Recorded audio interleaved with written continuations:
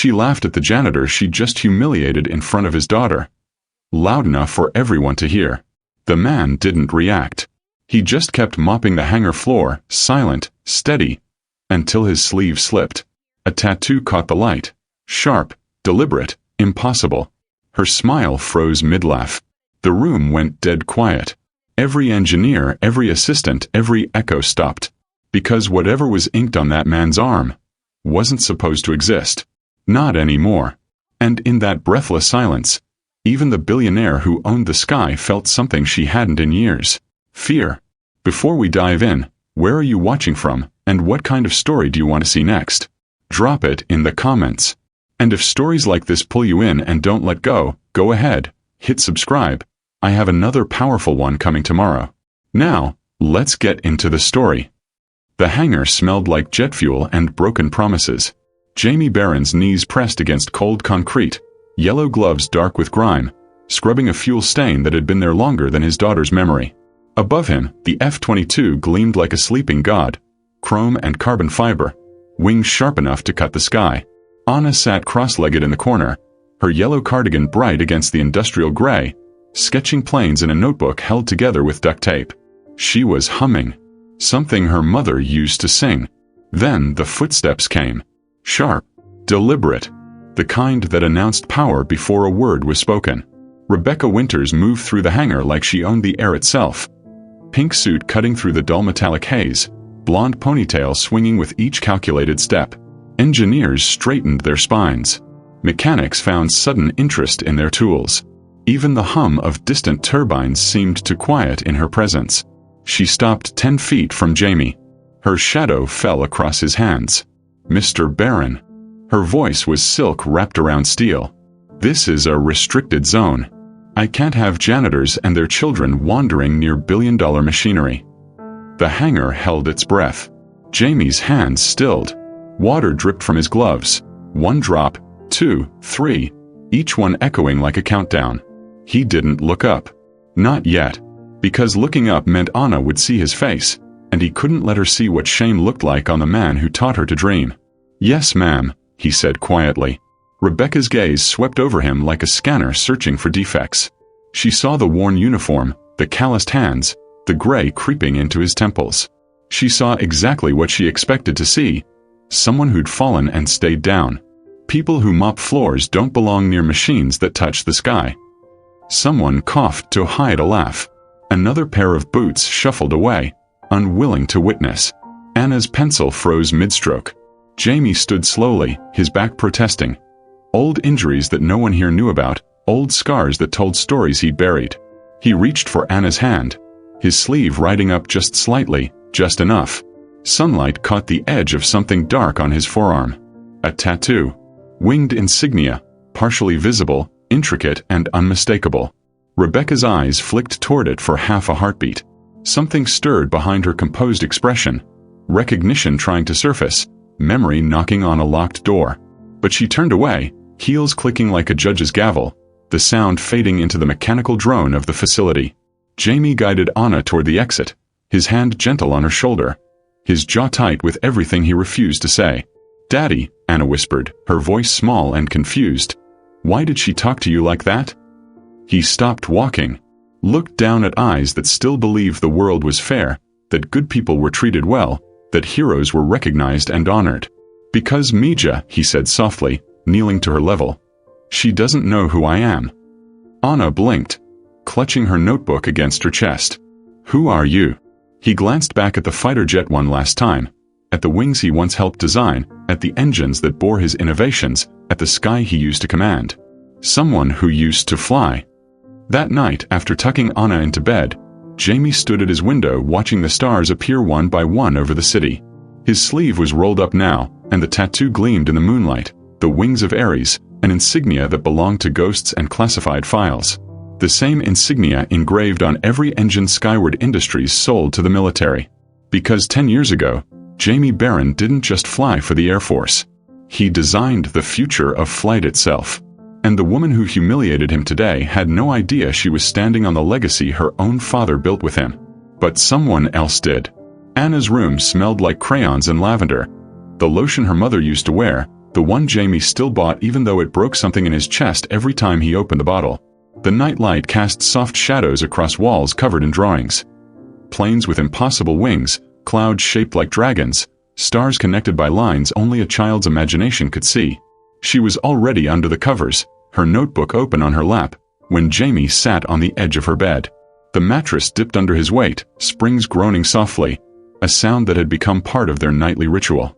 "Tell me a story," Anna said, her voice thick with approaching sleep but her eyes still bright with curiosity. "Not a book story. A real one." Jamie's throat tightened. She always asked for real ones. "Okay," he said quietly, brushing a strand of hair from her forehead. "Once upon a time, there was a man who built wings." "Like Icarus?" Anna asked, pulling her blanket up to her chin. "Sort of. But this man didn't fly too close to the sun. He flew close to something more dangerous." "What?" "The truth." Anna frowned, confused but captivated. Jamie's gaze drifted to the window, where moonlight spilled across the sill like liquid silver. This man worked with metal and fire, designing engines that could push jets faster than sound.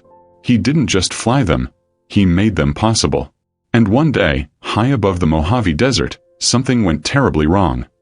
His voice dropped, distant now, like he was watching it happen all over again.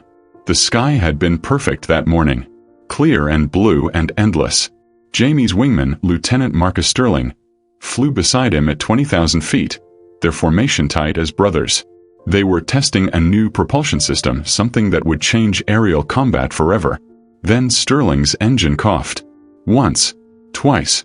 "Ares, 2, I'm losing thrust," Sterling's voice crackled through the radio, calm but edged with fear. "Copy. Ares 2. Stay with me." Jamie's hands moved across the controls with practiced precision. "We're taking her down together." But the engine didn't just fail, it exploded.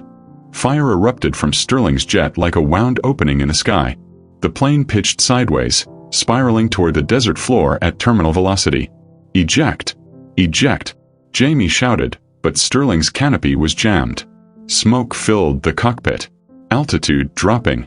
15,000 feet. 12,000. 9,000. Jamie broke formation, diving after him, pushing his own jet past safe limits. His HUD screamed warnings, engine stress, structural damage, collision alert, but he didn't pull back. He couldn't. "Talk to me, Marcus." "Canopy won't blow." "I can't." Override panel, left side. Red switch. Sterling's hands fumbled through smoke. Found it. The canopy blew. He ejected at 4,000 feet, parachute deploying with a snap that looked like a miracle from where Jamie watched. But Jamie's jet had taken shrapnel. Hydraulics failing. Fire warning lights across the board. He pulled up hard, fighting the controls, but the desert was coming up fast. He ejected at 800 feet. The impact with the sand felt like being hit by a freight train. His parachute dragged him 50 yards before he managed to cut the lines. He lay there staring up at the sky, his back screaming in agony, knowing that the thing he loved most, the sky itself, had just been taken from him. 2 days in the desert. Spinal fractures. Honorable discharge. The mission was classified. The rescue erased from official records. The man who saved Marcus Sterling's life became a footnote no one was allowed to read. Did the man ever fly again? Anna's voice pulled Jamie back to the present. He looked at her. His daughter, his reason for waking up every morning, the only piece of Laura he had left. "No," he said softly. But he learned something more important. "What?" "That some people are meant to build the sky for others." Anna's eyes grew heavy, her breathing slowing. "Is that man still alive?" Jamie smiled, a sad, broken thing. "Yeah, Mija. He's still here." He kissed her forehead and stood, turning off the lamp. Moonlight flooded the room through the window, illuminating the drawing taped to the glass, a fighter jet with wings that looked almost real. As he closed the door, he whispered to the empty hallway, "She doesn't know who I am." Back in his room, Jamie rolled up his sleeve. The tattoo stared back at him in the darkness. Wings of Ares, the insignia of the propulsion project he designed with Sterling Pierce, Rebecca's father. The same insignia now stamped on every Skyward Industries engine sold worldwide. He'd refused the medal they offered after the mission. told them to give it to Sterling instead. Because heroes, Jamie believed, didn't need recognition. They just needed to know they'd done what mattered. But Laura's voice still haunted him. Promise me she'll still see the sky. She'd said it 3 days before she died, her hand trembling in his, her eyes sunken but fierce. Cancer had ravaged her body, but it hadn't touched her spirit. Not until the very end. I promise, he'd whispered back, knowing it was a lie. Knowing he couldn't give Anna the sky when he'd already lost his wings. So he did the next best thing. He worked in the hangar. Let Anna breathe the air of possibility. Let her draw and dream and believe that flight was still possible, even if it wasn't for him anymore. Meanwhile, across the city, Marcus Hale couldn't sleep. The 61-year-old mechanic sat at his kitchen table, a faded photograph spread before him. It was taken in 2015 at a military gala honoring the Ares project, a classified propulsion initiative that revolutionized modern jet engines. In the photo, a young pilot stood beside Sterling Pierce, both men in dress uniforms, medals glinting under formal lighting. The pilot's face was turned slightly, but Marcus had been there that night. He'd shaken that man's hand. Heard his voice. The same voice he'd heard today in the hangar, quiet and steady as Jamie Barron said, "Yes, ma'am." Marcus squinted at the tattoo visible in the photograph. Wings of Ares, sharp and unmistakable. He'd seen that same tattoo this afternoon when Jamie reached for his daughter. Just a glimpse. Just enough. It can't be, Marcus muttered, but his gut told him otherwise. The man the military claimed died in the Mojave. The ghost pilot erased from every official record. The engineer who designed the engines that made Skyward Industries a billion-dollar empire. He was alive. And he was mopping floors in the building that owed him everything. Marcus grabbed his phone, fingers hovering over the screen. Who could he tell? Who would believe him? And more importantly, did Jamie Barron want to be found? He set the phone down and stared at the photograph one more time. Tomorrow, he whispered. Tomorrow I'll know for sure. What do you think Marcus will do? Drop your theory in the comments below. The boardroom existed in a world without warmth. Floor-to-ceiling windows framed the city skyline like a postcard of ambition. Steel towers catching the last bleeding rays of sunset, their glass faces reflecting a sky that belonged to no one. The conference table stretched 20 feet, black marble polished to a mirror finish, surrounded by leather chairs that cost more than most people earned in a month. Rebecca Winters stood at the head of it all, a pink blazer sharp as a blade against the sterile gray of corporate minimalism. 12 board members watched her with expressions that ranged from skepticism to barely concealed hostility. She was used to it. Q3 projections show a 23% increase in military contracts, Rebecca said, her voice cutting through the room like a scalpel. No notes. No hesitation. She'd memorized every number, every projection, every potential objection before walking through the door. Our propulsion systems are now standard in 68% of Allied air forces. Skyward Industries isn't just leading the aerospace sector. We're defining it. A murmur rippled through the room. Not agreement. Calculation. Gregory Ashford, 64, silver-haired and perpetually skeptical, leaned forward with the careful precision of a man preparing an attack. Impressive numbers, Ms. Winters. Though I recall your father achieving similar growth without alienating half the engineering staff. Rebecca's jaw tightened imperceptibly. My father also died at his desk at 59 because he couldn't delegate. I'd rather have a lean, efficient team than a bloated department running on sentiment. Sentiment. Margaret Chen, the CFO, arched an eyebrow. Is that what we're calling employee morale now? I'm calling it a distraction, Rebecca replied coolly. This company doesn't succeed because people feel good. It succeeds because we make decisions others won't. Hard decisions. Necessary decisions. The words tasted like ash, but she swallowed them down with practiced ease. Ashford exchanged glances with 2 other board members. A silent conversation Rebecca had learned to read 6 months ago when they first started questioning whether a 32-year-old woman could fill her father's empire-sized shoes. Perhaps, Ashford said slowly, the question isn't whether you can run this company, Ms. Winters. It's whether you should run it alone. The room went still. Rebecca's fingers curled against the table's edge, nails pressing into marble. Meaning your father understood that leadership isn't about control. It's about trust. Legacy. Vision beyond quarterly earnings. My father, Rebecca said, her voice dropping to something dangerous, built this company from nothing. And when he died, the stock dropped 18% in a single day because investors didn't believe a woman could carry his legacy. So forgive me if I don't prioritize trust over results. She straightened, smoothing her blazer with deliberate calm. This meeting is adjourned. The projections stand. If anyone has concerns about my leadership, my office is always open. It was a lie. Her office was a fortress. As the board members filed out, their whispers followed like ghosts, too quiet to confront, too loud to ignore. She's nothing like Sterling. Too cold. Too rigid. Give it another quarter. She'll crack. Rebecca stood alone in the emptying boardroom, watching her reflection fracture across 12 empty chairs. Her office was a shrine to inherited ambition. Mahogany desk. Awards lining shelves like soldiers at attention. Her father's old pilot wings encased in glass, mounted beside a photograph of him shaking hands with a 4-star general. Everything in its place. Everything controlled. Except her. Rebecca poured a glass of whiskey, her father's brand, the one she hated but drank anyway, and sank into the leather chair that still smelled faintly of his cologne. The city lights blinked beyond the window like distant stars, beautiful and unreachable. She'd been 26 when he died. Mid-flight to Tokyo, closing a deal that would expand skyward into the Asian market.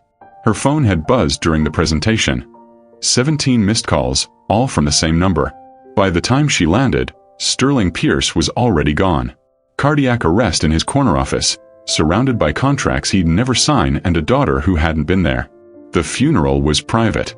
The press conference flawless. She'd stood in front of cameras and promised to honor his legacy, to carry Skyward Industries into the future he'd envisioned.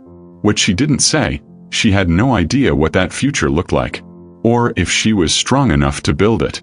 So she became someone who was harder, colder, unbreakable, because compassion was the first crack in armor, and Rebecca couldn't afford to break.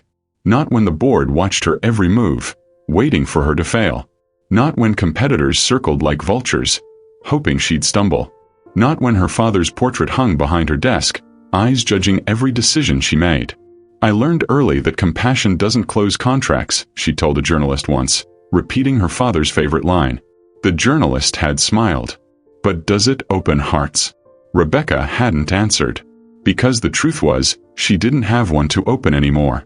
She'd locked it away the day she signed her father's death certificate and inherited an empire she wasn't ready for. The insomnia started 3 months after the funeral. At first, it was just an hour or two, lying awake, replaying board meetings, second-guessing decisions. Then it stretched to dawn, her mind a carousel of doubts she couldn't silence. Tonight was no different. Rebecca stood at her office window, whiskey glass empty, watching the city exhale into darkness. Her reflection stared back, blonde hair pulled into a severe ponytail, makeup still perfect despite the exhaustion carving shadows under her eyes. She looked like her father. Everyone said so. Same sharp cheekbones, same uncompromising stare, same ability to command a room with silence. But Sterling Pierce had never looked this hollow. Her gaze drifted to the bookshelf behind her desk, rows of industry reports, leadership manifestos, framed photos documenting Skyward's rise. And tucked between 2 binders, almost hidden, a leather-bound album she hadn't opened in years. Rebecca pulled it down, dust whispering across her fingers. Inside, photographs from the early days. Her father at groundbreaking ceremonies, test flights, military galas. Younger, broader smiles. Before the heart attacks, before the stress, before the empire consumed him whole. She turned pages slowly, each image a ghost of who he used to be. Then she stopped. The photograph was tucked near the back, slightly out of focus, taken at a formal event she didn't recognize. Her father stood beside a man in Air Force dress uniform. Tall, broad-shouldered, face turned partially away from the camera. They were shaking hands, both smiling like they shared a secret the rest of the world wasn't allowed to know. Rebecca's eyes tracked to the pilot's exposed forearm. A tattoo. Sharp lines. Unmistakable even in the photograph's grain. Wings of Ares. Her breath caught. She'd seen that insignia before. Recently. In her own hangar on the arm of "No," she whispered, but her hands were already trembling. The janitor. Jamie Barron. The man she'd humiliated in front of his daughter. The man who'd looked at her jets not with envy but with something else. Something that felt like recognition. Rebecca flipped the photo over. On the back, in her father's handwriting, Aries Project Gala, 2015. With JB, the best engineer I ever worked with. JB. Jamie Barron. The room tilted. Rebecca gripped the desk, her pulse hammering in her ears. If this was the same man, if the janitor mopping her floors was the engineer who helped her father build Skyward's most revolutionary propulsion system, then everything she thought she knew was wrong. The classified mission. The pilot declared dead. The ghost who'd saved lives and vanished into bureaucracy. He wasn't dead. He was cleaning her floors. And she'd told him he didn't belong near machines that touched the sky. Rebecca sank into her chair, the photograph trembling in her hands. Her father's smile stared up at her, frozen in time beside a man whose name had been redacted from every official record. "Why didn't you tell me?" she thought, staring at her father's face. "Why didn't you tell me who he was?"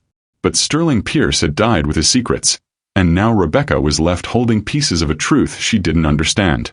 She pulled the photograph closer, fingers tracing the insignia on the pilot's arm. The same one she'd glimpsed today, the same one that haunted her now. Outside, dawn began to break over the city, cold and unforgiving. And in the silence of her empire, Rebecca Winters realized something that terrified her more than any board meeting, any hostile takeover, any quarterly loss.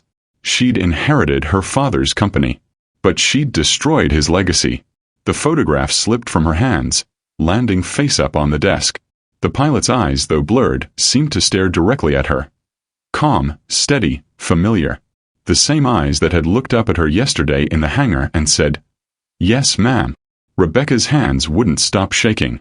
Do you think Rebecca will confront Jamie, or try to find the truth on her own?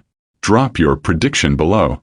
The alarm tore through the testing facility like a scream. Red lights pulsed across the observation deck, painting everything in strobing crimson. Faces, computer screens, the massive prototype engine suspended behind reinforced glass. Engineers rushed between stations, voices overlapping into chaos as data streams cascaded across monitors in violent descent.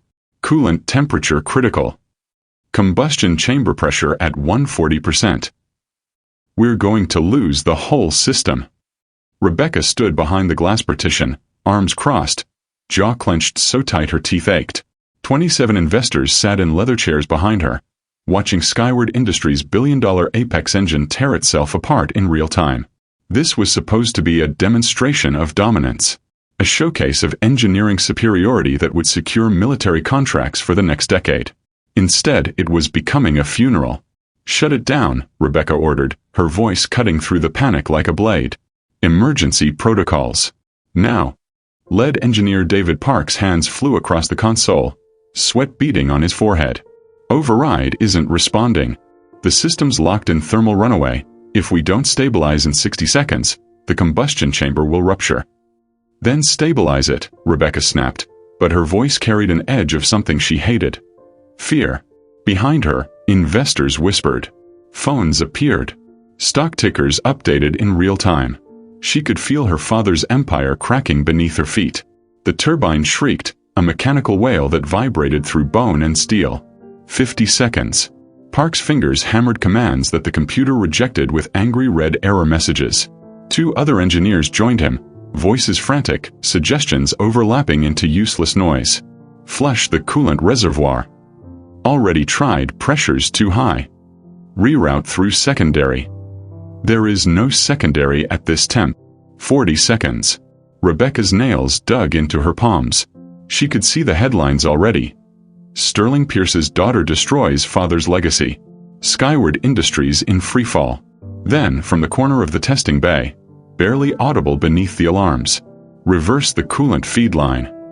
The voice was quiet, calm, utterly certain. Rebecca's head snapped toward the source.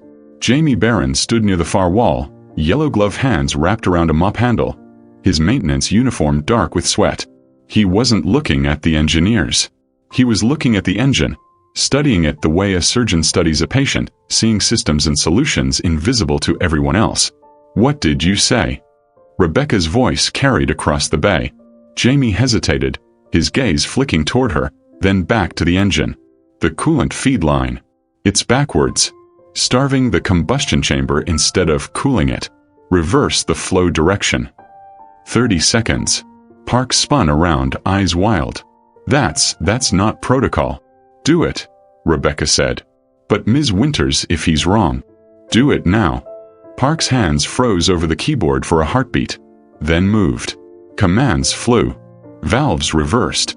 The coolant system reconfigured itself in a cascade of mechanical clicks that echoed like bones resetting. 20 seconds. The turbine scream began to drop in pitch. 15 seconds. Temperature gauges plateaued, then started to fall. 10 seconds. The red lights stopped flashing. The alarms cut to silence so abrupt it felt like falling. The engine stabilized. Every monitor displayed the same message. Nominal operation. The observation deck went dead quiet.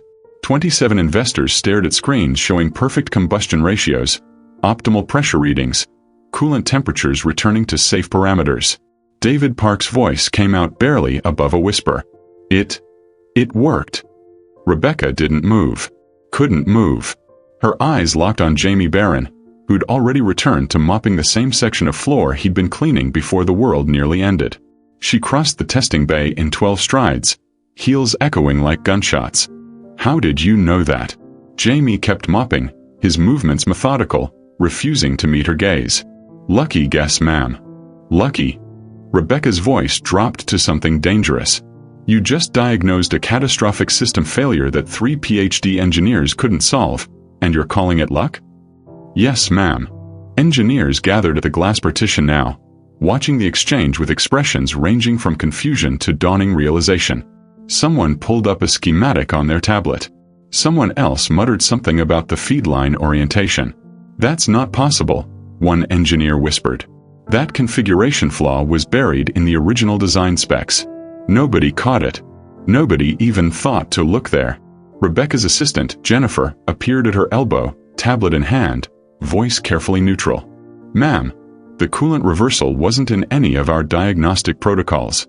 The only way someone would know to check that specific configuration is if they designed the system, Rebecca finished, her voice hollow. Jamie's hands stilled on the mop handle. Just for a second. Just long enough.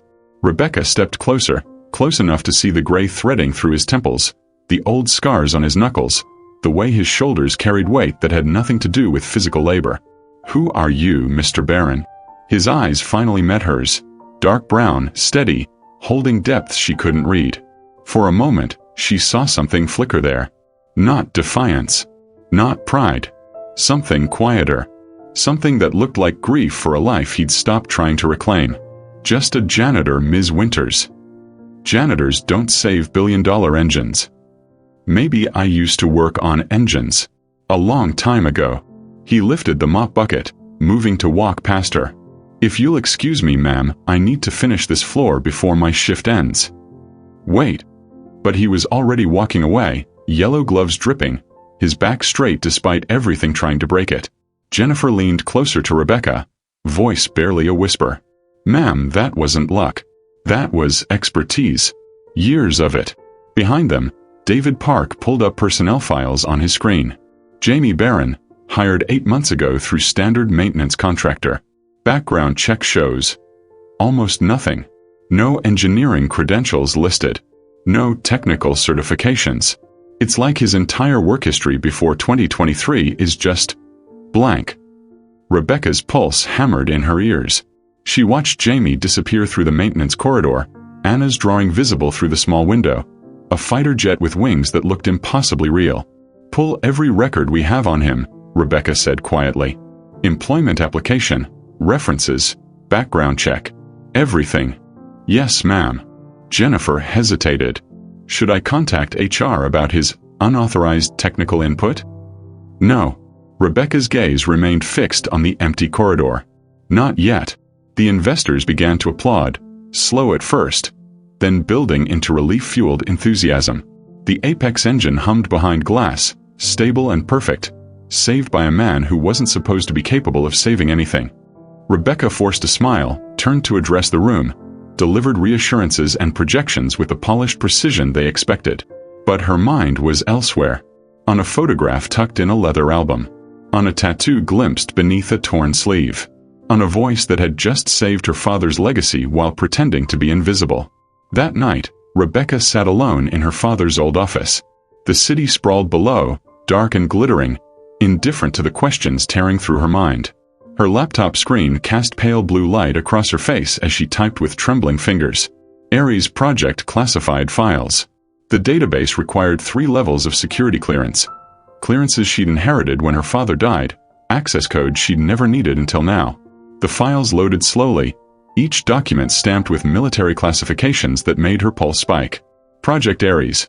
Advanced Propulsion Systems Initiative Status. Mission failure / personnel deceased lead engineers. Sterling Pierce / redacted. Rebecca clicked deeper. Mission reports from 2015. Test flight transcripts. Incident analysis from the Mojave Desert. Then she found it. A photograph attached to a personnel file. Half the text blacked out by classification bars. But the image remained, 2 men in flight suits, standing beside an experimental jet. Her father, 53, grinning like he'd just conquered gravity itself. And beside him, younger, eyes bright with the kind of passion that came from building impossible things. A pilot whose name had been redacted, but whose tattoo was clearly visible on his exposed forearm. Wings of Ares. Rebecca zoomed in until pixels fractured into meaningless shapes, but the insignia remained unmistakable. The same one she'd glimpsed yesterday in her hangar. The same one she'd seen today when Jamie Barron had reached for his mop bucket. Her father's handwriting in the margin of the photo. JB, saved Sterling. Saved everyone. Never asked for recognition. Rebecca's hands covered her mouth, suffocating the sound that wanted to escape. The man she'd humiliated. The janitor she'd told didn't belong near machines that touched the sky. He'd designed those machines. He'd saved her father's life. And she'd treated him like he was nothing. The office walls pressed in like a tomb. Outside, dawn threatened the horizon with cold, unforgiving light. Rebecca closed the laptop with shaking hands, but the image remained burned into her vision. A ghost, resurrected. A hero erased. A truth she wasn't ready to face. What would you do if you discovered the person you humiliated was the one who saved everything you've ever known? Comment below. Her father's office had become a museum. Rebecca stood in the doorway, her hand resting on the brass handle Sterling Pierce had touched 1,000 times. The room existed in permanent twilight. Heavy curtains drawn, golden afternoon light seeping through the blinds in narrow bands that cut across mahogany furniture like prison bars. Nothing had moved since the day he died. His reading glasses still sat beside an unfinished contract. A cold cup of coffee, long evaporated, left a ring on the desk calendar frozen at March 14, 2023. The leather chair faced the window at the exact angle he preferred. Close enough to see the runway, far enough to maintain perspective. Rebecca had avoided this room for 18 months. Now she couldn't leave. She crossed the threshold slowly, her footsteps muffled by carpet that still held the ghost of his cologne. Cedar and tobacco, authority distilled into scent. Dust motes danced in the slanted light, disturbed by her movement, swirling like memories given physical form. The walls were lined with what her father called his legacy gallery. Photographs of groundbreaking ceremonies, test flights, handshakes with presidents and generals, awards in glass cases, framed patents that revolutionized aerospace engineering. And there, on the shelf behind his desk, his pilot wings from the Air Force, mounted beside a photograph Rebecca had seen 100 times but never truly looked at. Until now. She lifted the frame with trembling hands. The photo showed her father at 48, standing in a hangar before what looked like an experimental fighter jet. He wore civilian clothes, a rare occurrence. His arms slung around the shoulders of a younger man in a flight suit. Both were grinning, faces flushed with the exhaustion and exhilaration that came after achieving something impossible. The pilot's face was partially turned, but his forearm was clearly visible, a tattoo of wings wrapped around an intricate insignia Rebecca now recognized. Wings of Ares. She traced the glass with her fingertip, following the lines of her father's smile. She'd never seen him smile like that in her presence. Not with that unguarded joy, that pure partnership of equals creating something greater than themselves. Who was he to you? Rebecca whispered to the frozen image. Why didn't you ever tell me? The office offered no answers.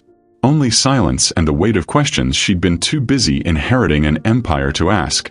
She turned to the filing cabinet in the corner, the one her father had always kept locked, the one she'd opened exactly once after his death to retrieve legal documents and then immediately sealed again, unable to face the intimacy of his private thoughts. The key still hung on its chain in his desk drawer, tucked beneath accounting ledgers like a secret he'd known she'd eventually need.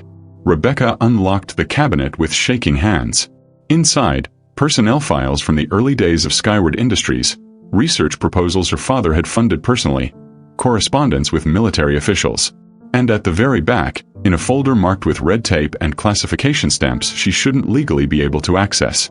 Project Ares, Recovery Mission After Action Report Status. Classified Personnel Status. Deceased. Rebecca's heart hammered as she opened the folder. The first page was a mission summary, half of it redacted with thick black bars that obliterated names, locations, specific details. But the story emerged between the censorship like a body surfacing from dark water. 2-pilot test flight over Mojave Desert. Engine failure at 20,000 feet. Catastrophic systems malfunction. Pilot 1 SP, ejected safely due to intervention by Pilot 2, redacted. Pilot 2 sustained severe spinal injuries during emergency ejection at critically low altitude. Mission classified under national security protocols. Personnel involved declared redacted to protect operational security. Rebecca's hands tightened on the paper. SP, Sterling Pierce. Her father had nearly died in the desert. And someone whose name had been erased from every official record, had saved him at the cost of their own career, their own body, their own identity. She flipped to the next page. A medical report, mostly redacted, but certain phrases remained. Spinal fractures L2, L4. Permanent flight status. Disqualified. Recommended discharge. Honorable. Patient refused all recognition ceremonies. The next page was a recommendation letter, written in her father's handwriting on Skyward Industries letterhead. Lieutenant redacted. Deserves the Medal of Valor for actions taken during the Ares recovery mission. His quick thinking and disregard for personal safety saved my life and potentially prevented catastrophic loss of classified technology. I have never worked with a finer engineer or a braver pilot. He refused all commendations. He said heroes don't need medals, they just need to know they did what mattered. Rebecca read the letter 3 times, her father's voice echoing in her memory, filling the gaps where official redaction had tried to erase truth. He refused all commendations. He said heroes don't need medals. They just need to know they did what mattered. The man who saved her father had asked for nothing. And in return, the military had given him oblivion. Rebecca set the letter down and noticed something else in the folder. A small cassette tape, unlabeled, tucked into a plastic evidence bag. Her father's office still had the old recorder he'd used for dictation before switching to digital. She inserted the tape with trembling hands, pressed play, and heard her father's voice fill the room like a resurrection. Personal log, April 2015. I've just returned from the hospital. The doctors say I'm lucky to be alive. Lucky. As if luck had anything to do with it. Static crackled. A long pause. When Sterling Pierce spoke again, his voice was thick with emotion Rebecca had never heard from him. His name was Jamie Barron. The best engineer I ever worked with. The kind of man who could see systems in his sleep, who understood flight not as physics but as poetry. We designed the Ares propulsion system together. My vision, his execution. It was going to change everything. Another pause. The sound of liquid pouring. Whiskey, probably, the same brand Rebecca now kept in her office. The test flight was routine until it wasn't. Engine failure. My controls locked. I was falling at terminal velocity, and all I could think was, Veronica will inherit a company without a father, a legacy without a leader. I was ready to die. Rebecca's hand covered her mouth. But Jamie didn't let me. He broke formation, guided me through the ejection sequence, stayed with me even when his own jet took damage. He saved my life and it cost him everything. His career, his body, his future. And when they offered him the medal, he refused. Said he didn't need recognition. Just needed to know he'd done the right thing. Static hissed. Her father's voice dropped to something raw, vulnerable.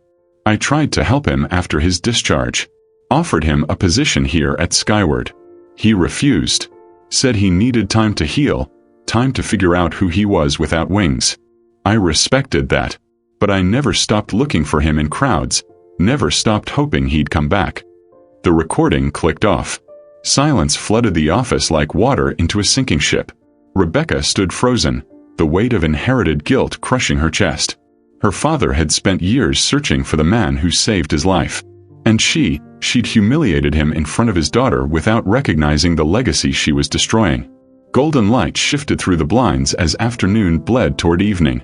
Dust motes swirled in the silence, and Rebecca found herself staring at her father's chair, imagining him sitting there, replaying the same recording over and over, wondering if the man he'd failed to repay would ever return. He had returned. And Rebecca had driven him away. She looked at the photograph one more time. Her father and Jamie Barron, arms around each other's shoulders, grinning like brothers who just cheated death. Was it him? She whispered to the frozen faces. The man I humiliated. The janitor I told didn't belong. Was he the one you spent years searching for? The photograph offered no answer except the truth already carved into her chest. She carefully returned everything to the filing cabinet, locking away secrets that felt heavier now than when she'd found them. But she kept the photograph, sliding it into her jacket pocket where it pressed against her heart like an accusation. The next morning, Rebecca arrived at the hangar before dawn. She told herself it was to review the Apex engine repairs, to ensure yesterday's near catastrophe wouldn't repeat, to maintain the control that kept her empire from crumbling. But the truth pressed against her ribs with every step. She needed to see him, to confirm what the files and recordings had already told her, to understand how a man could fall so far and still carry himself with such quiet dignity. The hangar was nearly empty. Just a handful of early shift workers and the maintenance crew preparing for the day. Fluorescent lights hummed overhead, casting everything in flat, colorless illumination. Then she saw them. Jamie stood near the observation window, his maintenance uniform replaced by civilian clothes. Jeans, a faded jacket, the kind of outfit that made him look more human, less invisible. Anna sat on the floor beside him, her yellow cardigan bright against the industrial gray, her notebook open on her lap. But it wasn't a drawing this time. It was a blueprint. Rebecca's breath caught. Even from 30 feet away, she recognized the schematic. The original Ares propulsion system design, the one her father and Jamie had created together.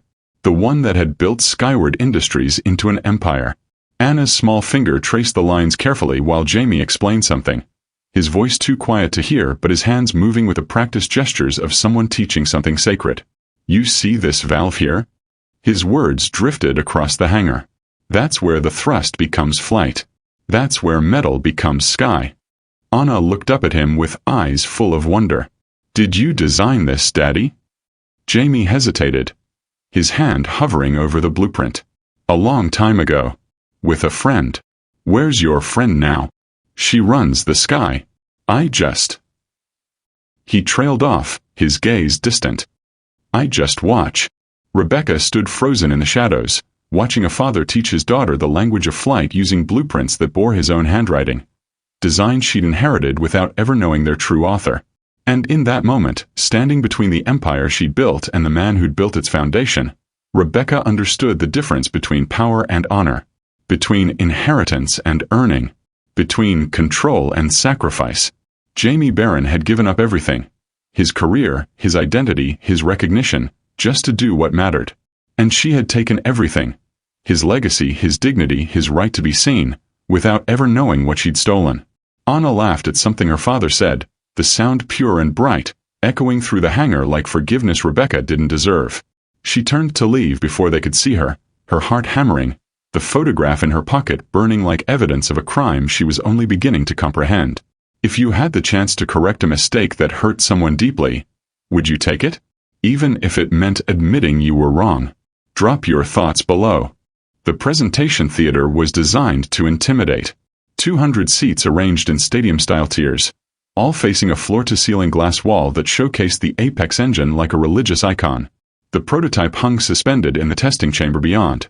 50 tons of titanium and ambition, its turbine blades catching light like razor wings. Rebecca stood on the presentation platform, pink suit immaculate, her voice carrying the practiced confidence of someone who'd learned to perform power even when she didn't feel it.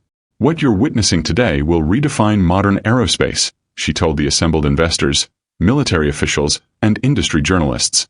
"The Apex engine represents a 40% increase in fuel efficiency, 60% boost in thrust-to-weight ratio, and operational capabilities that will give our armed forces unmatched air superiority for the next 3 decades. Applause rippled through the audience. Polite, calculated, waiting to be convinced. Jamie stood in the shadows near the maintenance access corridor, mop and bucket forgotten beside him. Anna sat on a folding chair nearby, her notebook open, sketching the engine with careful detail. She'd asked to come today after seeing the blueprints that morning. He'd said no 3 times before her eyes. Laura's eyes had worn him down. Now he wished he'd said no a 4th time. Something felt wrong. He couldn't articulate it, couldn't point to a specific gauge or readout that triggered his instinct. But after 20 years of working with engines that could kill you if you breathed wrong, Jamie had learned to trust the whisper in his gut that said danger. The engine hummed behind the glass, building toward full operational demonstration. Rebecca gestured to David Park at the control station. "Initiate Phase 3 thrust sequence." Park's fingers moved across the touchscreen. Phase 3 initiated. Throttle at 60%, 70%, 80%. The engine's hum deepened into a growl that vibrated through the floor like an earthquake's warning. 90%. Approaching full operational. The sound changed. Not much. Just a half-note shift in the turbine song, a discordant edge that probably no one else in the room even heard. But Jamie heard it, and his blood went cold. "Shut it down," he whispered, too quiet for anyone to notice. On the platform, Rebecca smiled at the audience. "As you can see, the Apex engine operates with remarkable." The explosion cut her off. Not the engine itself, not yet, but a fuel line ruptured somewhere in the support systems, spraying pressurized aviation fuel across superheated metal. Fire erupted like a living thing, bright orange and hungry, racing across the testing chamber floor in rivers of flame. Alarms shrieked. Red emergency lights pulsed like a dying heartbeat. "Fire in testing chamber. Evacuate immediately." Chaos detonated. Investors lunged from their seats. Journalists rushed for exits. Security personnel shouted contradictory orders into radios while trying to manage the stampede. Rebecca stood frozen on the platform, her mind stuttering between training and terror. The engine was still running, still building toward operational maximum, and if it reached critical temperature with fire surrounding the fuel systems, the entire building would become shrapnel. "Park. Emergency shutdown. Overrides not responding." Park hammered commands that the computer rejected with angry error codes. "The system's locked. I can't stop it." Through the glass wall, fire spread across the testing chamber like spilled paint, smoke boiling against the ceiling, flames finding new fuel in cable housings and hydraulic lines. Then Jamie heard it. A scream. High-pitched, terrified, unmistakable. "Daddy." His head snapped toward the sound. Anna wasn't on her folding chair anymore. She was inside the testing chamber. Must have slipped through the maintenance door when he wasn't looking. Must have wanted a closer look at the engine she'd been drawing. And now she was trapped on the far side of a wall of fire. Time fractured. Jamie didn't think. Didn't calculate odds or risk assessment. Didn't consider the spinal injuries that still woke him at 3 a.m. or the fact that he was 43 years old and hadn't run toward danger in 8 years. He just moved. His legs carried him toward the maintenance access door while his hands grabbed a fire extinguisher from the wall. Someone shouted at him. Security maybe, or Rebecca, he couldn't tell through the roar of blood in his ears. The heat hit him like a physical blow when he entered the chamber. Smoke choked his lungs, acrid and thick, turning the air into soup. Fire crawled up the walls, reflected in chrome surfaces, turning the testing chamber into a vision of hell. "Anna. Daddy. I can't." Her voice broke into coughing. He found her crouched behind a support column, her yellow cardigan pulled over her mouth, eyes streaming tears. 20 feet away.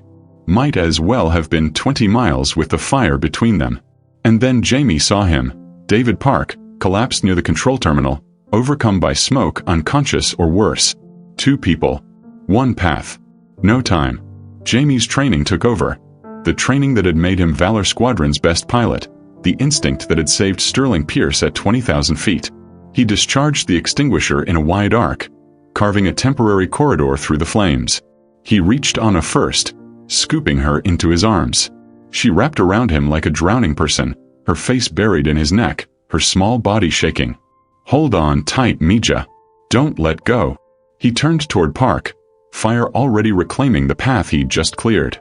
His back screamed, old injuries protesting, spinal hardware that was never meant for this kind of stress. But Park's chest was still rising and falling, still fighting for air. Jamie shifted Anna to one arm, grabbed Park's collar with the other, and dragged them both toward the exit.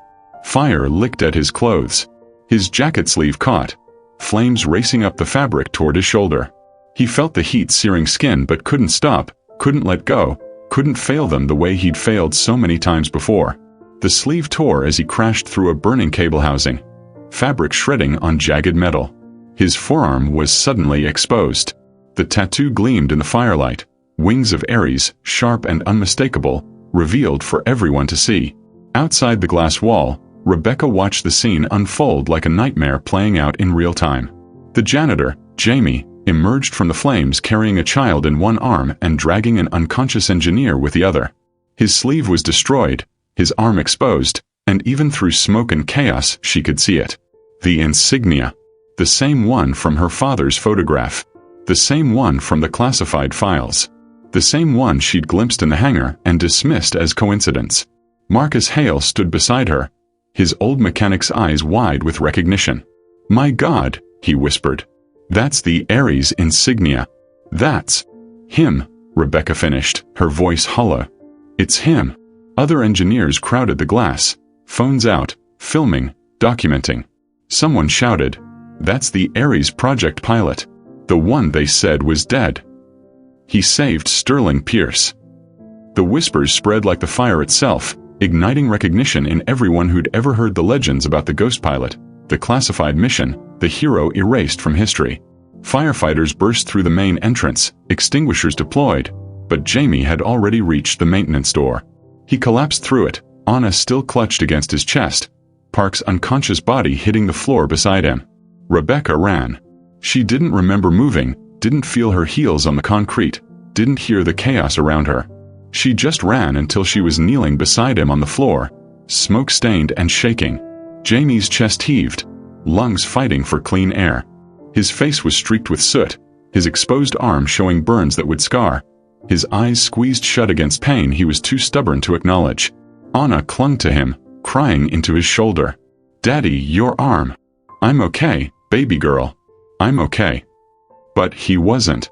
Rebecca could see it in the way his hands trembled, the way his back refused to straighten, the way decades of buried pain surfaced in the lines around his eyes.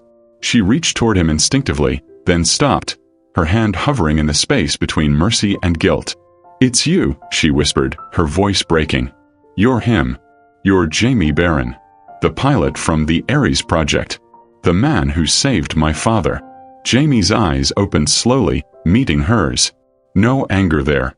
No accusation. Just exhaustion deeper than any physical injury could create. "I'm just a janitor, Ms. Winters. Don't." The word came out sharp, desperate. "Don't lie to me. Not now. I found the files. The recordings. The photograph. I know who you are. I know what you did. I know. You know nothing." His voice was quiet but firm. "You know what your father chose to remember.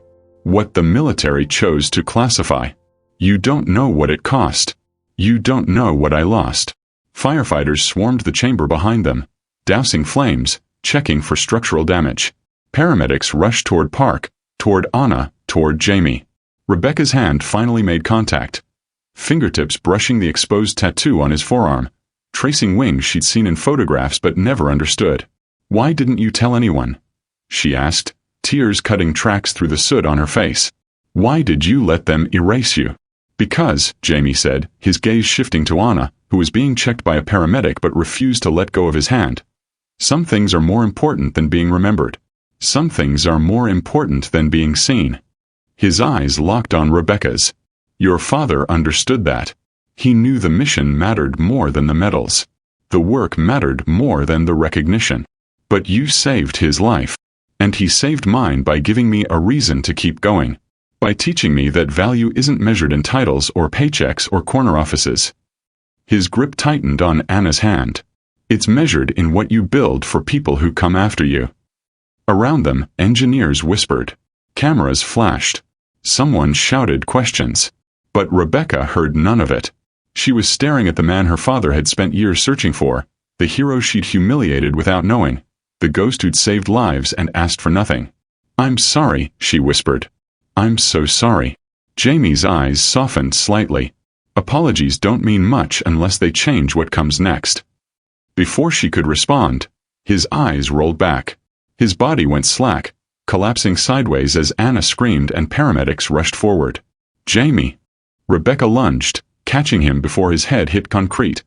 Her arms wrapping around a man she'd failed without knowing his name, cradling the weight of inherited guilt and discovered truth.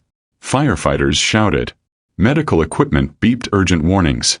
And through the broken glass wall, smoke drifted toward the ceiling like prayers nobody knew how to answer. Would you risk everything to save what matters most, even if the world never knew your name? Tell us what you think in the comments. The hospital room existed in a world of muted suffering. Pale blue walls. Linoleum floors that squeaked under hurried footsteps. The steady beep of monitors measuring life in digital intervals. Sunlight filtered through vertical blinds, casting prison bar shadows across the bed where Anna slept, her small body dwarfed by white sheets and medical equipment monitoring vitals that had stabilized an hour ago. Jamie sat in the chair beside her, his right arm wrapped in gauze from wrist to shoulder, his face a map of exhaustion etched in soot and ash the nurses hadn't quite managed to scrub away. He hadn't moved in 3 hours. Hadn't spoken. Just watched his daughter breathe, in and out, the rhythm that confirmed she was alive, that he hadn't failed, that the promise he'd made to Laura still held. The door opened with a whisper of hydraulics. Rebecca Winters stood in the threshold, looking smaller than she had in the hangar, in the boardroom, in every space where power had made her untouchable. Her pink suit was gone, replaced by jeans and a simple blouse, civilian clothes that stripped away armor and left only the woman underneath. She carried 2 cups of coffee, steam curling from plastic lids like ghosts of things better left unsaid. I didn't know if you took sugar, she said quietly. I brought both. Jamie didn't look at her. His gaze remained fixed on Anna's face, peaceful in medicated sleep. I don't drink coffee after noon. Keeps me up. It's 4 p.m. Exactly. Silence stretched between them, brittle and loaded. Rebecca set the cups on the windowsill and moved closer, careful not to intrude, not to assume permission she hadn't earned. The doctors say she'll be fine, Rebecca offered. Minor smoke inhalation. No permanent damage. They want to keep her overnight for observation, but I know what the doctors said. Jamie's voice was flat, drained of everything except the discipline required to stay upright. I was here when they said it. Rebecca flinched. She deserved that. Deserved worse. She pulled a second chair close, not too close, and sat, her hands folded in her lap like a penitent waiting for judgment. David Park is going to make it too, she said. Thanks to you. The paramedics said another 30 seconds and the smoke would have. She stopped, the words catching in her throat. You saved his life. You saved Anna. You saved my entire company from burning to the ground. I didn't do it for your company. I know. More silence. The monitor beeped. Outside, nurses passed in the corridor, their voices a low murmur of controlled emergency. Rebecca's hands twisted in her lap. I owe you an apology. For what I said in the hangar. For how I treated you. For not knowing. You couldn't have known. Jamie's eyes finally shifted toward her, dark and hollow. That was the point. The military erased me from every record. Made sure Jamie Barron died in the desert with his flight status. What was left wasn't worth remembering. That's not true. Isn't it? His laugh was bitter, abraded by smoke and regret. Look at me, Ms. Winters. Really look. I'm 43 years old with a spine held together by titanium screws and scar tissue. I mop floors in a building I used to help design. I live in a 1-bedroom apartment with my daughter because I can't afford anything better. The man your father worked with, The engineer, the pilot, he's dead.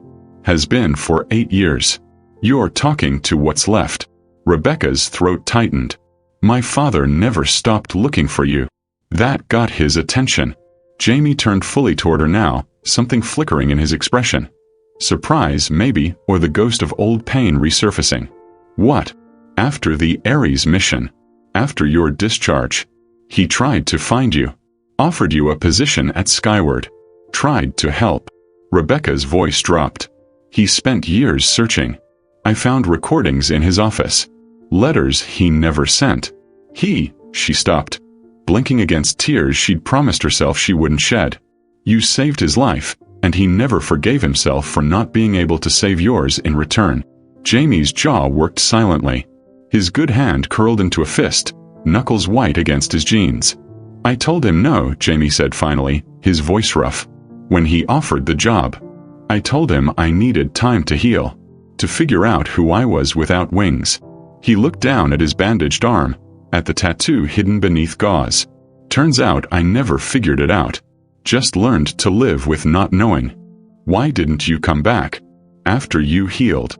Because Laura got sick. The words came out flat, matter-of-fact, but Rebecca heard the ocean of grief beneath them. My wife. Cancer. Stage 4 by the time they caught it. She fought for 2 years while I fought to keep us afloat. Medical bills don't care about your pride or your past. So I took whatever work I could find that let me be with her until the end. He gestured to the sleeping child in the bed. And after she died I had Anna. And Anna needed a father more than the world needed another engineer with a broken back and a name nobody remembered.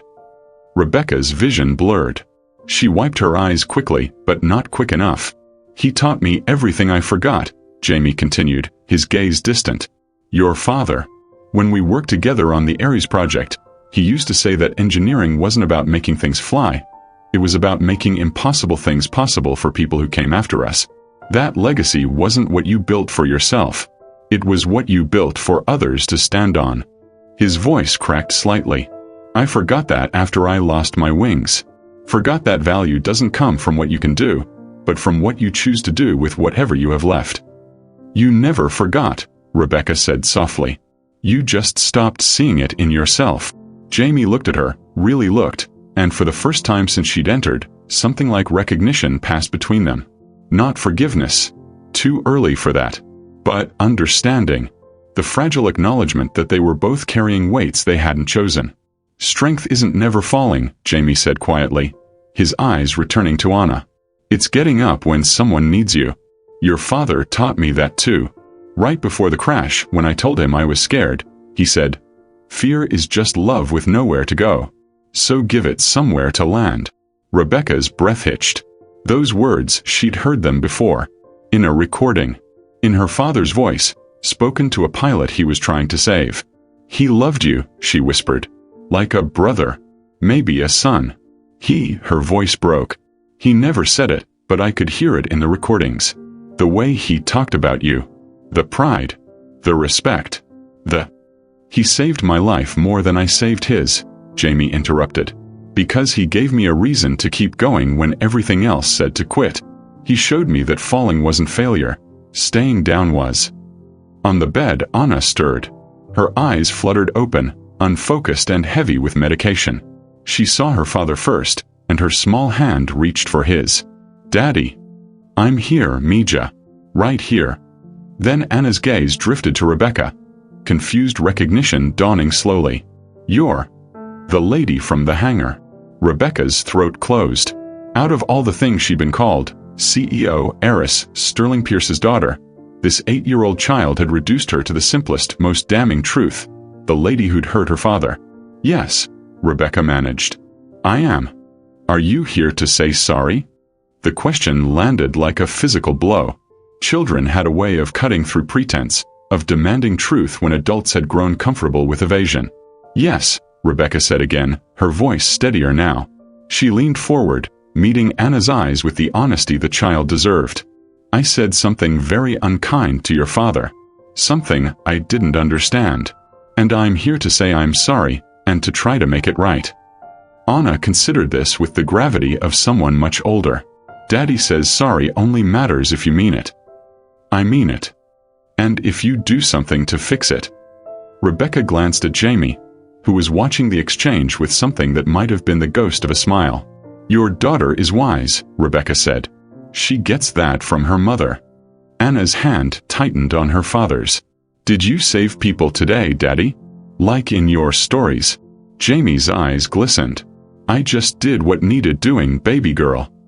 That's what heroes do, Anna said matter-of-factly. Then she yawned, medication pulling her back toward sleep. You're a hero, Daddy.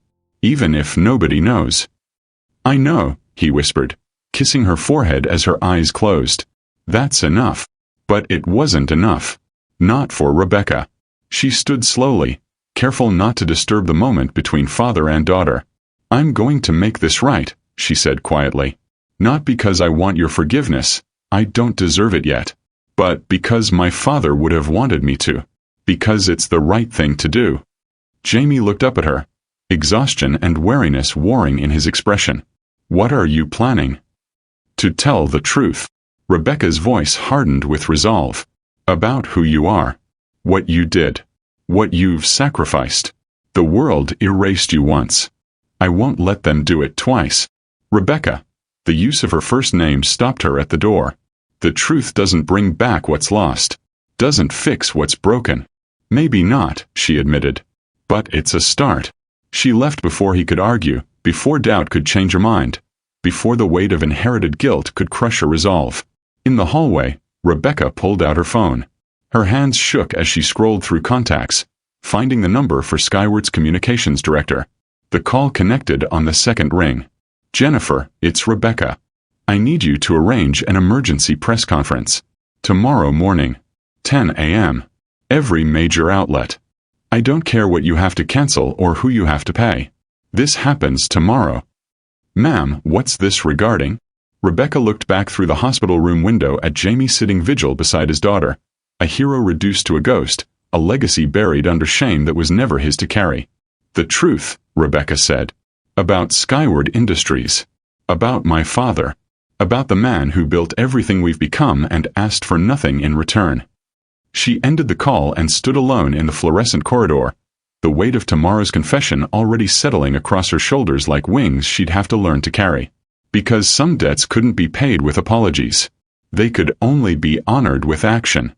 If you discovered your entire success was built on someone else's invisible sacrifice, how far would you go to make it right?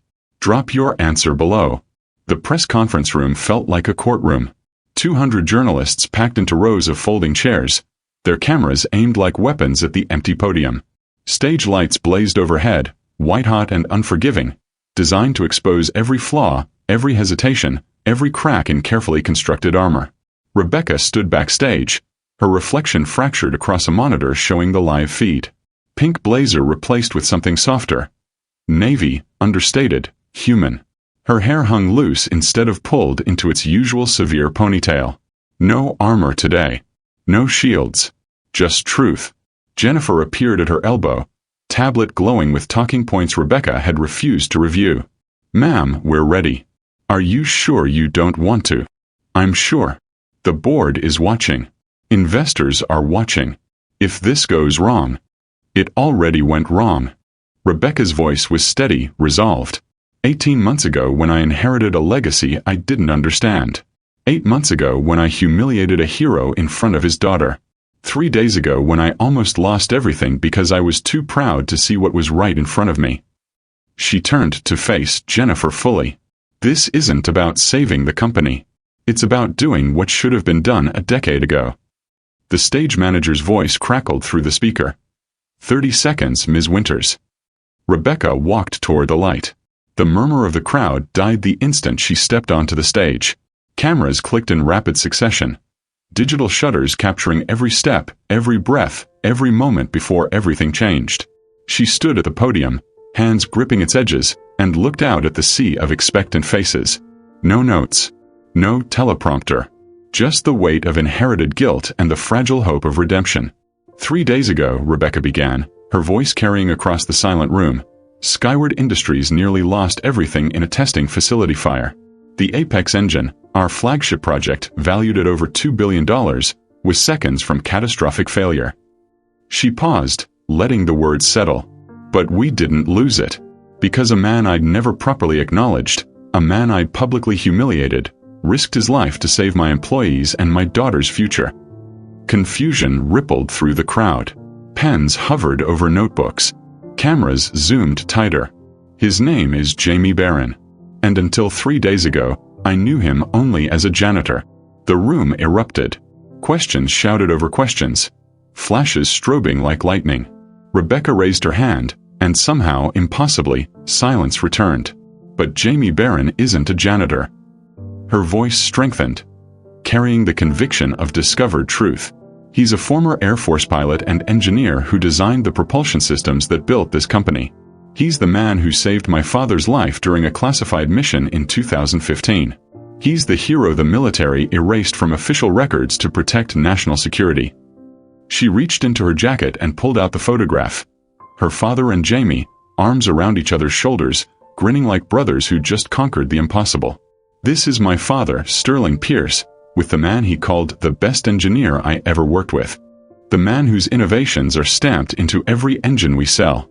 The man I told, in front of his 8-year-old daughter, that people who mop floors don't belong near machines that touch the sky. Rebecca's voice cracked slightly.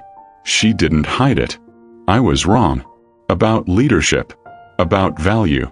About what strength really means. A journalist in the front row leaned forward. Ms. Winters, are you saying Skyward Industries built its empire on stolen designs? No. Rebecca's response was immediate, firm.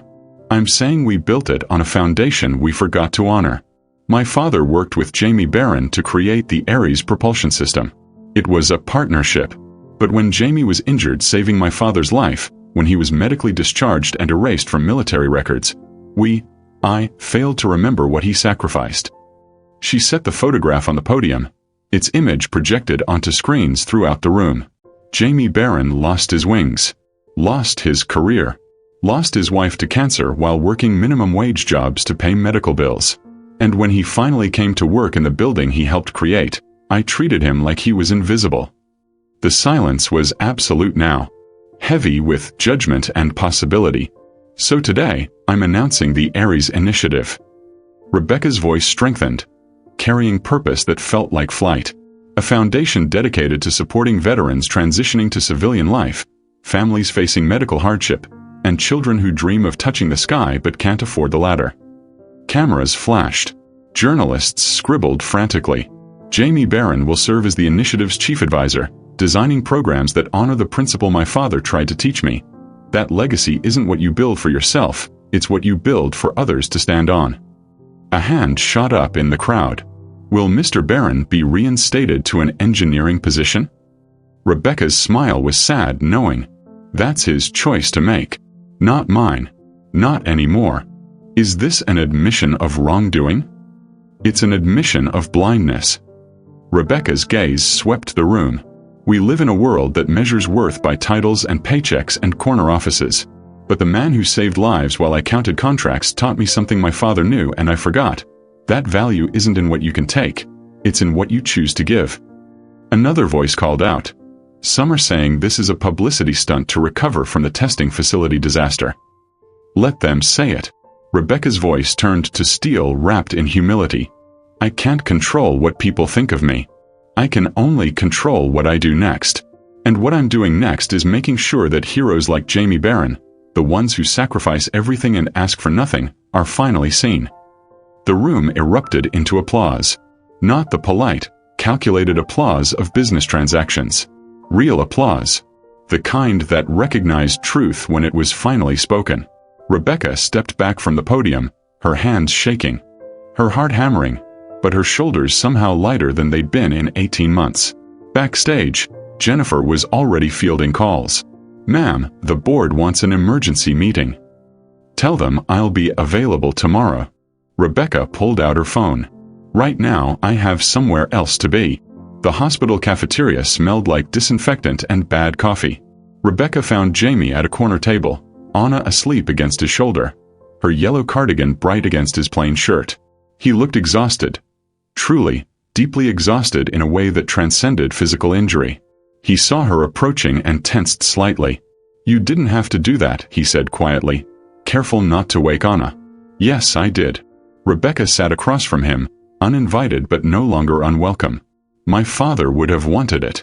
I wanted it. Public confessions don't erase private shame." "No," Rebecca agreed. "But they're a start." Jamie studied her face, searching for manipulation, for corporate calculation, finding only sincerity that felt unfamiliar and tentative. "The Aries Initiative," he said finally. "You're serious about this?" "Completely. I want you to design it, shape it, make it something that matters." "I'm not an advisor, Rebecca. I'm not even sure I'm an engineer anymore." "Then be whatever you want to be." Her voice gentled. "But let me help. Let me build something with you instead of on top of you." Anna stirred, her eyes fluttering open. She looked at Rebecca without fear now, just curiosity. "Did you fix it?" Sorry. Rebecca's throat tightened. "I'm trying to, sweetheart. But your dad has to tell me if I'm doing it right." Jamie's hand tightened on his daughter's shoulder. The weight of decision pressed against old scars, old fears, old promises to a woman who'd made him swear Anna would still see the sky. "I don't want a title," he said finally. "Or a salary package. Or my name on a building." "What do you want?" "A classroom." His voice was steady, certain. "For kids like Anna. Kids who dream but can't afford the blueprints. Teach them that flight isn't about having wings. It's about building them for someone else." Rebecca's vision blurred. "Then we'll build it. Together." Jamie held her gaze for a long moment. Then, slowly, he extended his hand. Scarred, bandaged, carrying the weight of everything he'd lost and everything he'd chosen to become anyway. Rebecca took it. The handshake lasted 3 seconds. But it felt like a promise. Not of forgiveness, not yet, but of possibility.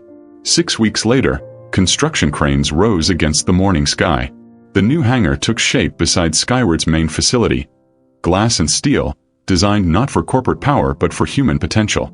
Inside, classrooms, workshops, a flight simulator donated by the Air Force, and walls waiting to be covered with dreams sketched by children who'd been told they didn't belong near machines that touched the sky.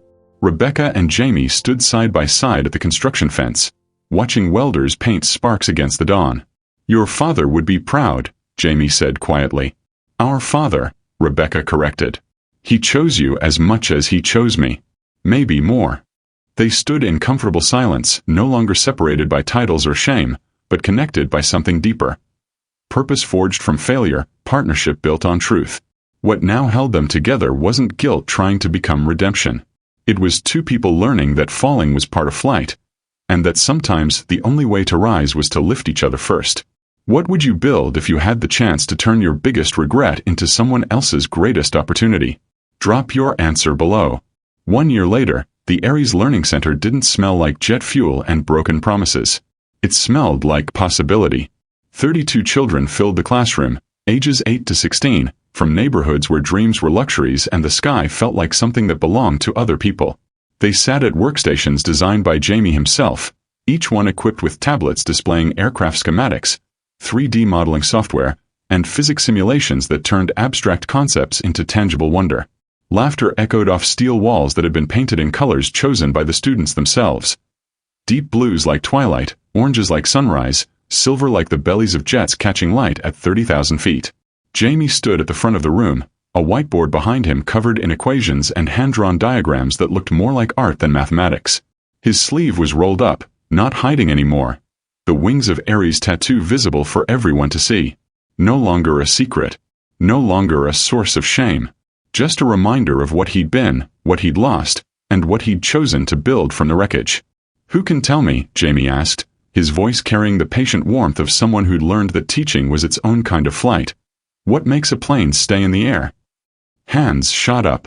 A dozen voices called out answers ranging from technically accurate to beautifully imaginative. "Lift. The engine's pushing it." "Magic." Jamie smiled at the last answer. A 7-year-old girl named Maya whose drawings covered half the classroom walls. "Not magic, Maya. But close. It's something called Bernoulli's principle. The wings are shaped so that air moves faster over the top than the bottom, creating lower pressure above and higher pressure below. The plane doesn't fight gravity, it uses physics to dance with it. He walked to the window overlooking the runway where a skyward test jet sat gleaming in afternoon light. But here's the truth nobody tells you. The most important part of flying isn't the engine or the wings or the fuel. It's understanding that everything we build, every innovation, every breakthrough, it's not about conquering the sky. It's about sharing it. A hand raised in the back row. Marcus, 13, whose father worked on the maintenance crew. Mr. Barron, is it true you used to fly fighter jets? The room went quiet. This question came up every few weeks, usually from new students who'd heard the rumors, seen the tattoo, wondered if the gentleman teaching them about lift coefficients had once touched the edge of heaven. I did, Jamie answered simply. A long time ago. Why'd you stop? Jamie's hand drifted unconsciously to his lower back where titanium screws still reminded him of the desert, the impact, the moment his wings became memory. Because sometimes life gives you a different flight plan. And if you're lucky, you realize the new destination is exactly where you needed to go. His gaze found Anna in the front row, now 9 years old, her yellow cardigan replaced by a Skyward Industries hoodie, her notebook filled with engineering calculations that would have impressed the PhD engineers upstairs. She smiled at him. The smile that made every sacrifice worth it. All right, Jamie clapped his hands together. Let's talk about today's project. We're going to design a drone that can carry medical supplies to remote areas. Not a fantasy, a real, functional prototype that we'll build and test next month. Excited murmurs rippled through the classroom. Tablets lit up. Pencils moved across paper.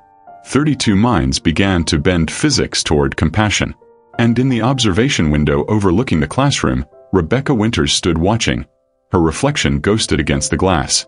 She'd been coming here every Thursday for 6 months. Not as CEO. Not as Sterling Pierce's daughter. Just as someone trying to learn what leadership actually meant when it wasn't measured in quarterly earnings or stock prices. The board had questioned it at first. Why is our CEO spending 4 hours a week in a youth program? Her answer had been simple. Because I'm learning more about building a legacy in 4 hours here than I did in 4 years in the boardroom. They'd stopped asking after that. Rebecca pushed through the classroom door just as Jamie dismissed the students for their lunch break. They flooded past her in a river of energy and noise, some calling out, "Hi, Ms. Winters," with the casual comfort of children who'd stopped seeing her as intimidating and started seeing her as someone who occasionally helped debug their code or explained market economics in ways that actually made sense.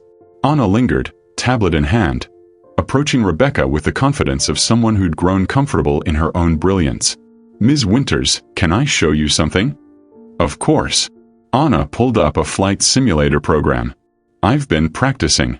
Dad taught me the basics, but I wondered if you could watch my landing approach? I keep overcorrecting on the descent." Rebecca's throat tightened. A year ago, this child had watched her humiliate her father. Now she was asking for help like it was the most natural thing in the world. Forgiveness, Rebecca had learned, wasn't always spoken. Sometimes it was simply offered through trust. "Show me," Rebecca said softly. They spent 20 minutes at the simulator. Anna's small hands on controls that would have intimidated most adults, Rebecca offering gentle corrections, Jamie watching from across the room with an expression that looked like peace. When Anna finally nailed the landing, smooth, controlled, textbook perfect, she turned to Rebecca with eyes shining. "I did it." "You did." Rebecca's voice caught. "Your mom would be so proud." Anna's smile dimmed slightly, then steadied. "Dad says she's watching from the sky. That every time I learn something new about flying, she sees it." "I think he's right." Anna hugged her then. Quick and spontaneous and utterly unself-conscious. Then she was gone, racing to join friends at the lunch tables outside. Rebecca stood alone in the simulator booth, her chest tight with emotions she was still learning to name. Jamie appeared beside her, 2 paper cups of terrible cafeteria coffee in hand. "She's getting better every day. She has a good teacher. She has her mother's heart and her grandfather's mind." Jamie handed her a cup. "The teaching is the easy part." They walked together toward the observation deck overlooking the main runway. Below, technicians prepared a test jet for afternoon trials. Above, clouds drifted across a sky that seemed wider somehow, Less owned, more shared. There's something I want to show you, Rebecca said. She led him down a corridor he hadn't explored yet, through a security door that required her biometric clearance, onto a private section of the tarmac where a single aircraft sat beneath afternoon sun. It was a Skyward prototype. Sleek, experimental, designed for high-altitude reconnaissance. But what stopped Jamie's breath wasn't the aircraft itself. It was the insignia painted on the tail fin. Wings of Ares. His insignia. His design. No longer hidden or erased or classified. Displayed. Honored. The military approved the declassification 3 months ago, Rebecca said quietly. Every jet we produce now will carry this. Your mark. Your legacy. Jamie stared at the symbol he'd thought was buried forever. Rebecca. You built the sky, she interrupted gently. It's time the sky remembered. He turned to face her, and she saw the wetness in his eyes he was too tired to hide. Do you ever regret it? He asked. Choosing this path? The foundation, the programs, the time away from running the empire. Every day I regret that it took me so long to choose it. Rebecca's smile was sad but genuine. Turns out building things for other people is harder than building things for yourself. But it's the only kind of building that actually matters. They stood in comfortable silence, watching clouds paint shadows across metal. Can I ask you something? Rebecca's voice was almost hesitant. Do you ever miss it? Flying. Jamie's gaze drifted to the jet, to the insignia, to the sky beyond that had once been his entire world. Every day, he admitted. Every single day. Rebecca's heart sank slightly. But I finally found something better, Jamie continued, turning to look back at the learning center where children's laughter spilled through open windows. A reason to stay grounded. Because up there, he gestured to the endless blue, I was alone. Down here, I'm building something that lifts everyone. His hand found hers. Not romantic but fraternal. The grip of two people who'd fallen in different ways and learned to rise together. Your father taught me that, Jamie said. That the best kind of flight isn't about how high you go. It's about how many people you take with you. Rebecca squeezed his hand. He'd be proud of you. Of both of us. Think so. I know so. Behind them, the learning center's main doors opened. Anna appeared, followed by a stream of students heading toward the outdoor demonstration area where today's drone prototypes would attempt their first test flights. Dad. Ms. Winters. Come watch. Marcus thinks his design will fly for 10 minutes, but I bet mine can do 12. Jamie and Rebecca exchanged glances, the kind of look that passed between people who'd stopped being strangers and become something closer to family. Duty calls, Rebecca said. The best kind of duty. They walked back together, past the jet-bearing wings that belonged to everyone now, past the runway where impossibilities became physics, toward the sound of children arguing about thrust-to-weight ratios with the passionate certainty of those who'd never been told their dreams were too big. The afternoon sun painted everything gold, the hangar walls, the aircraft, the faces of students who believed the sky was exactly where they belonged. And as the learning center's main doors swung open, wind rushed through the corridor like an invitation. Jamie stood in the threshold, watching 32 children launch homemade drones into the air. Some wobbling, some soaring, all flying because someone had finally taught them that wings weren't something you were born with. They were something you built. For yourself. For each other. For the dreamers who came after. The man who once fell now watched others rise. And smiled. Because this time, he'd built the sky for them. If you could teach one person something that changed their entire future, who would it be and what would you teach them? Share your answer below, because the best legacies are the ones we choose to pass forward. Thanks so much for watching till the end. If this story moved you, you're going to love what's coming next. It's even more surprising and emotional than this one. Go ahead and click the story on your screen right now, and see you in the next story.